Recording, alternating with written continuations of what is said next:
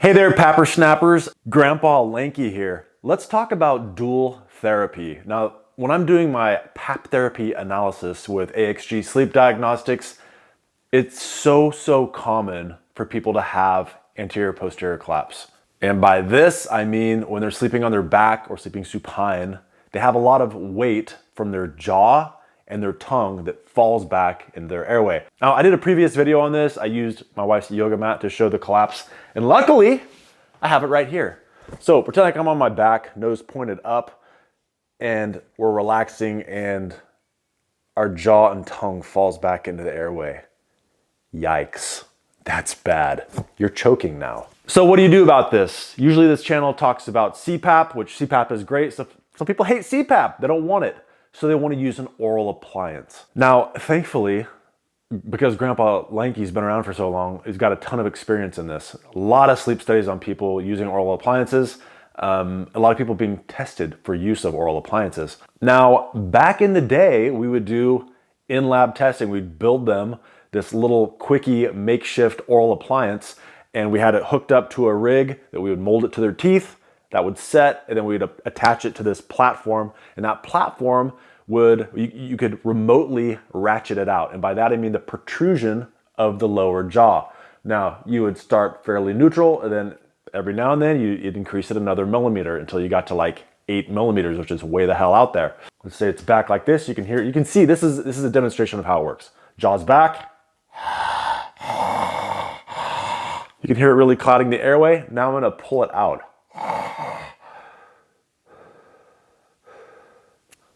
I breathe much more clearly through my mouth when I'm doing that. Pulling the jaw and tongue forward opens up your airway. So, Jolson, you're asking, why don't you just use this for everyone? Because it's not just the jaw and the tongue that need to be moved forward. Some people have large uvulas, large soft palate, fatty tissue, tonsils, adenoids, all kinds of other obstructions, deviated septum, you name it, it's all over the place. So there's all sorts of sources as far as why you may be having obstructive sleep apnea. So really, you guessed it, people that are successful with oral appliances really just have jaw and tongue falling back into the airway. That's typically all it's really good for.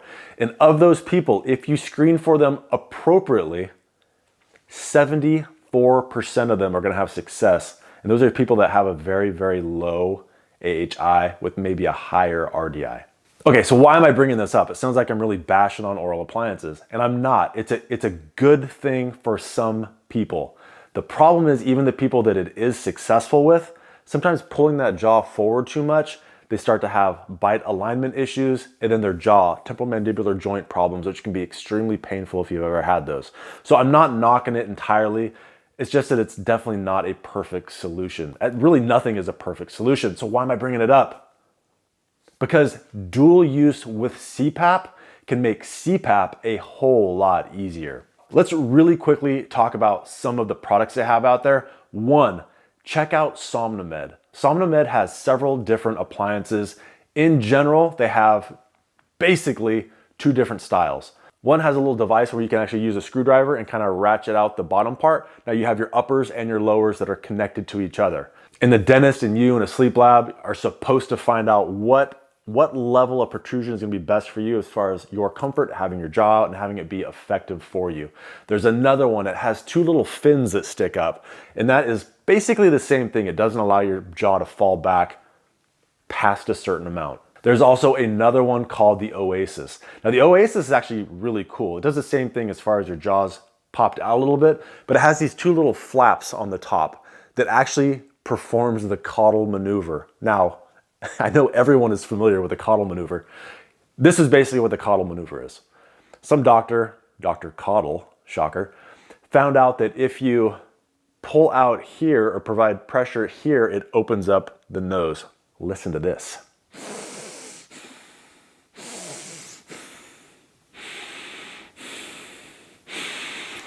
Opens you up, but what it does is it does this inside by having these two little notches that kind of push out in that area. Kind of cool. So any of these devices used in conjunction with CPAP can be extremely helpful if you are one of those people that likes to sleep on your back, you have a large tongue, or your jaw falls back into your airway. Now, why would it make such a big difference? Tongue and jaw are exceptionally heavy. So if you have a physical assist device, such as an oral appliance, to hold that forward, then the pressure that you use with CPAP can be much, much less. Also, if you're a fan of APAP, this really does eliminate the need for having an APAP device. Some people, if you are on your side, you require less pressure than if you're on your back, you require more pressure. If you make both of them equal, you require the same amount of pressure on each side, and you can possibly more comfortably use CPAP. Now, I'm a big advocate for just using CPAP, but it does have its flaws, because if you are a flip-flopper and you like to roll to your side and back, but you're worse on your back, you have to be titrated for the worst case scenario, which is on your back and in REM. So if those are equal, it doesn't matter. You can use a lower pressure and have success in both supine and non-supine positions. So all that said, when I was doing a PAP analysis with someone, I said, man, you are way worse on your back. It's too bad you don't have an oral appliance to keep it out. And they said, but wait, I do have an oral appliance. I had it made by a dentist. I said, how much did that thing cost? It was like $2,000. That's super expensive, but she already had one in her possession. So she said, should I use that also? And I was like, absolutely, absolutely. Now she stopped using it because it was pulling her jaw out. She was having temporomandibular joint problems. Her teeth were also being kind of stretched out. She felt like her bite was all messed up. So we decreased the protrusion so it's more comfortable, but yet it still holds the jaw and tongue forward, and she was successfully able to use CPAP at a much lower pressure. We were kind of getting up a little high. It was slightly uncomfortable. It was effective, but she was slightly uncomfortable. We were able to drop the pressure down, and she was able to be much more comfortable. Obviously, the downside to this, you have to pay money to have a dentist make this device. However, if you already have an oral appliance made and it wasn't successful on its own, you might find that using it with CPAP makes your CPAP usage that much easier. My friends, it's time to plug a company here, and that is CPAPsupplies.com. Now, if you're using an oral appliance and you want to use CPAP, you have to have a CPAP mask. What's a person to do? Well, I know. You can head on over to CPAPsupplies.com, check out any one of their large, massive selection of CPAP masks. You can throw any of those in your cart, none specifically. I wouldn't want to do that. No specific mask, but just chuck a mask in there, and you can use discount code 20lanky to save 20% off that order. And maybe you're like, hey, excuse me, Jocelyn, I don't want to sleep on my back. I just want to sleep on my side. They have a bunch of positional aids in there as well. Like, I believe they have the sleep noodle. They're things that you wear on your back that essentially keep you on your side.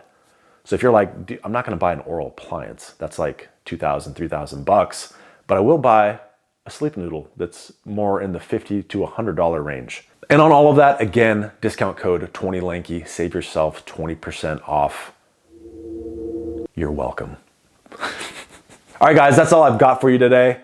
Do me a favor, if you've tried dual therapy with an oral appliance and CPAP, let me know, how did it go for you? Even if you just tried an oral appliance, how did it go for you? What was your success story? What was your horror story? I would love to hear it, as we all learn from all of our mistakes collectively. Now, something I haven't made a mistake on is old Lanky's cat channel. If you have not visited Lanky's cat channel, we just got monetized. We're over 1,000 subscribers. And I'm gonna upload a short here soon, hopefully, about a time traveler. I actually saw a time traveler at a baseball game recently. It was the most magical moment of my life. And if you want to have a one-on-one PAP therapy analysis with me, check out axgsleepdiagnostics.com and buy some Mask Bright, because you got a stinky mask. Bye. Clean your stinky mask with some Mask Bright, available at Amazon. Thank you to all watching, but an extra thick thanks, buddy, to Doug Toombs, Jason Georgiades, Patricia Espelong, Sarvesh Joshi, Stuart Hetherington, Mona Swearingen, Chungtu Chen, Edward Steiner, and Shannon Kerr, and another slightly less thick thanks, buddy, to all the other YouTube members, Patreon supporters, and other stuff.